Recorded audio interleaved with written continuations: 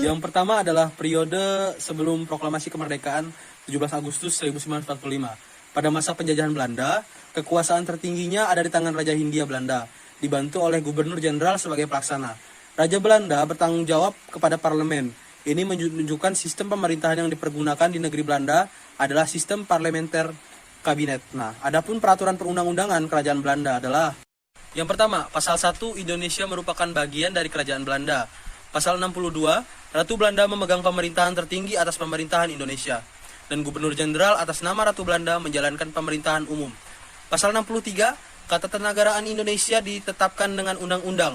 Soal intern, Indonesia diserahkan pengaturannya kepada badan-badan di Indonesia, kecuali ketentuan lain dengan undang-undang. B. Yes, Indisch Staatsregeling merupakan undang-undang dasar Hindia Belanda.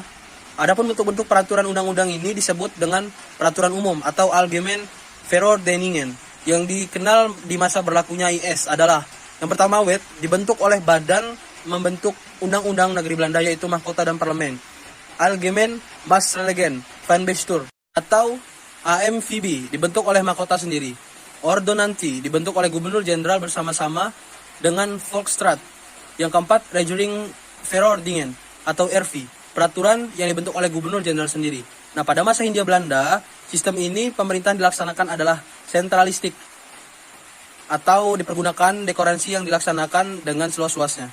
Nah, sedangkan dalam masa pendudukan bala tentara Jepang, dapat digambarkan bahwa kedudukan Jepang di Indonesia adalah sebagai penguasa kedudukan.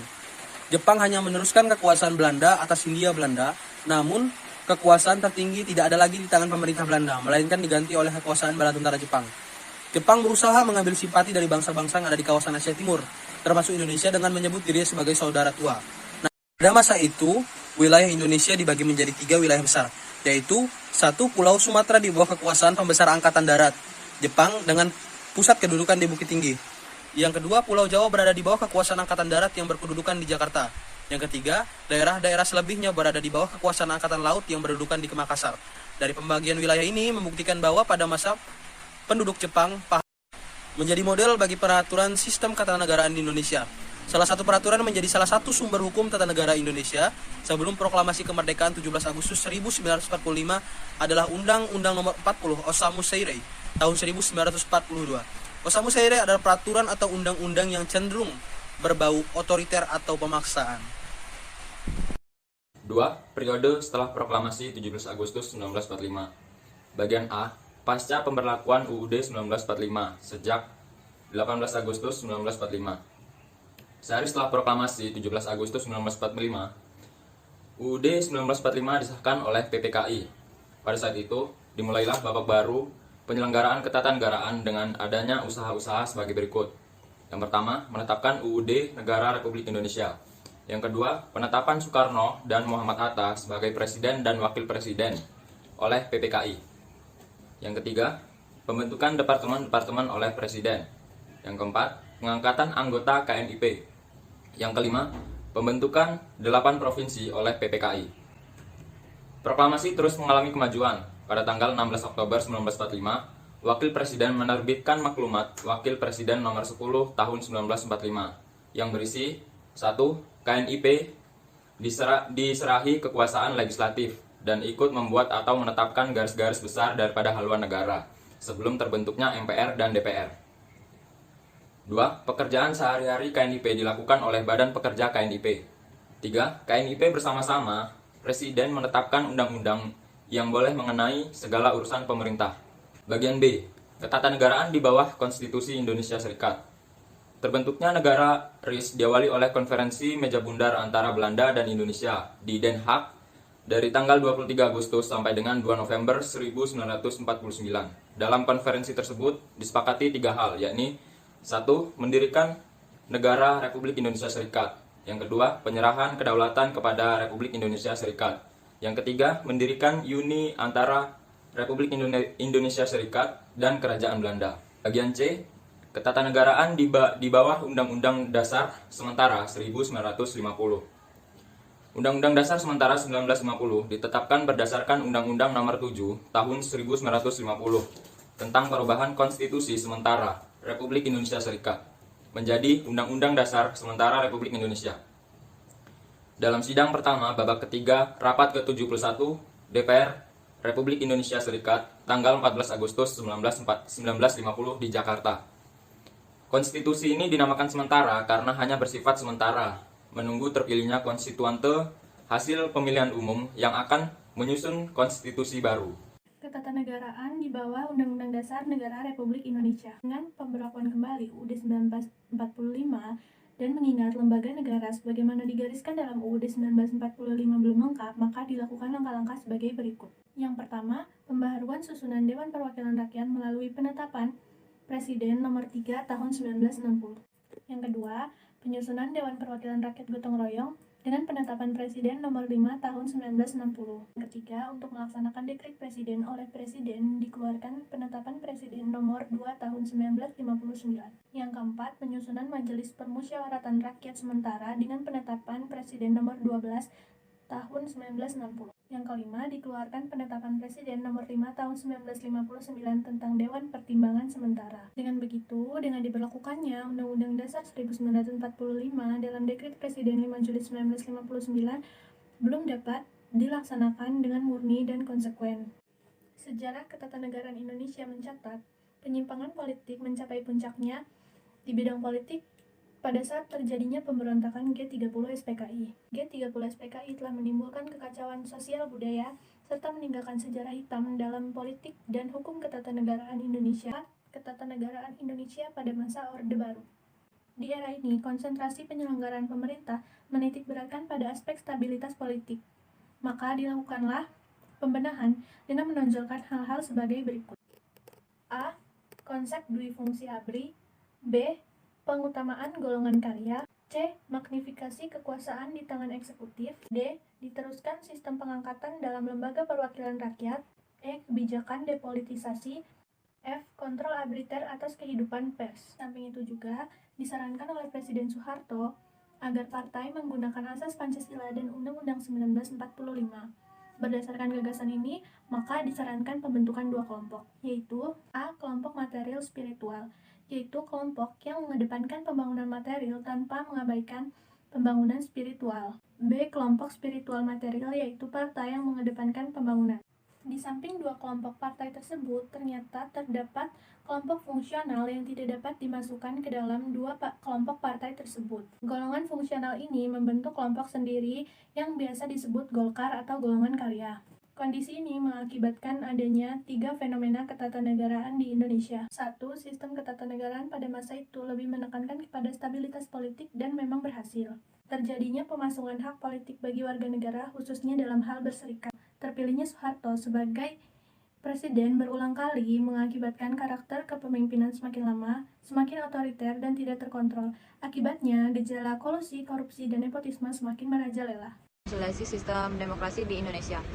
Konsolidasi yang paling penting di sini tidak lain adalah dengan melakukan perubahan dan penggantian berbagai peraturan perundang-undangan yang dirasa tidak memberikan ruang gerak bagi kehidupan demokrasi dan prinsip-prinsip kedaulatan rakyat.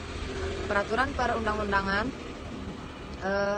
yang dimaksud antara lain ketetapan MPR nomor 5, MPR 1983 tentang referendum Undang-Undang nomor 5 tahun 1985 tentang referendum Undang-Undang nomor 5 tahun 1974 tentang pemerintahan di daerah, paket undang-undang bidang politik, UU Susduk, MPR, DPR, DPRD, Undang-Undang Pemilihan Umum, dan Undang-Undang Politik dan golongan karya. Di samping melakukan perubahan terhadap peraturan perundang-undangan tersebut di atas, maka sesuai amanat reformasi dilakukanlah langkah-langkah untuk mengamandemen Undang-Undang 1945.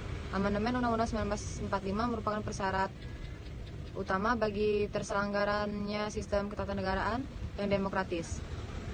Hal ini mengingat sistematika yang tertuang di dalam Undang-Undang 1945 tidak memberikan ruang yang cukup untuk mengembangkan konsep demokrasi, pemerintahan, dan prinsip negara yang berkedaulatan rakyat.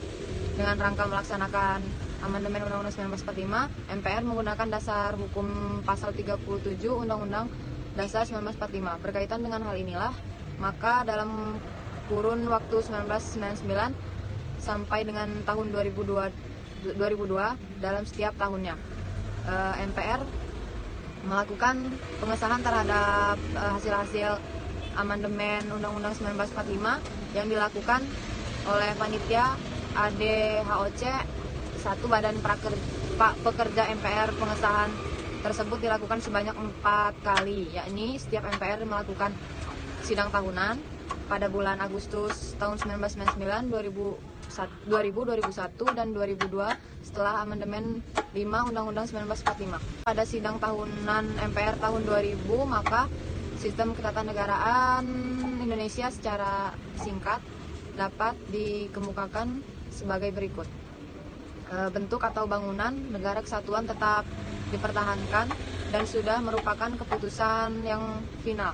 Sistem pemerintahan negara Republik Indonesia adalah sistem presidensial murni, di mana presiden dan wakil presiden dipilih langsung oleh rakyat yang calonnya diajukan oleh partai politik atau gabungan partai politik yang memperoleh 20% DPRI atau 25% memperoleh suara sah dalam pemilu. Legislatif sistem keparlemenan mempergunakan soft bicameral system. Bahkan dianggap tidak sistem keparlemenan dengan 3 kamar, karena MPR, DPR, dan DPRD masing-masing memiliki wewenang sendiri-sendiri, serta masing-masing mempunyai ketua. Seluruh anggota keparlemenan DPR dan DPD dipilih melalui pemilihan umum. Tidak dikenal lagi adanya cara penunjukan atau pengangkatan majelis permusyawaratan rakyat, tidak lagi menjadi lembaga negara lainnya, hanya merupakan sarana bergabungan DPR dan DPD. Wewenang dari lembaga ini hanya mengubah undang-undang, mengangkat atau melantik presiden dan wakil presiden. Hasil pemilihan umum memberhentikan presiden dan wakil presiden jika menurut keputusan Mahkamah Konstitusi dianggap telah melakukan pelanggaran hukum berat. Sistematika Undang-Undang 1945 hanya terdiri dari pembukaan dan pasal-pasal hubungan alat perlengkapan negara dalam garis vertikal, mempergunakan asas desentrasi dan tugas pembentukan dengan otonomi luas. Dijumpai adanya Mahkamah Konstitusi yang mempunyai wewenang untuk dilakukan judicial review undang-undang terhadap Undang-Undang 1945, penyelesaian sengketa pemilihan umum, pemeriksaan presiden dan wakil presiden atas pemerintahan DPR jika mereka dianggap telah melakukan pelanggaran di hukum berat, dan menyelesaikan sengketa kewenangan antara lembaga negara. Proses konsolidasi sistem demokrasi yang terus berlanjut ini memang memberikan kesan kuat bahwa langkah-langkah eksperimen sistem ketatanegaraan Indonesia terus dilakukan. Hal ini wajar karena membangun sistem demokrasi tidak akan pernah selesai. Mengingat demokrasi itu sendiri bukanlah suatu tujuan merupakan hanya sarana untuk mencapai tujuan yang dicita-citakan bangsa Indonesia sebagaimana terangkum dalam pembukaan Undang-Undang 1945. Terima kasih. Wassalamualaikum warahmatullahi wabarakatuh.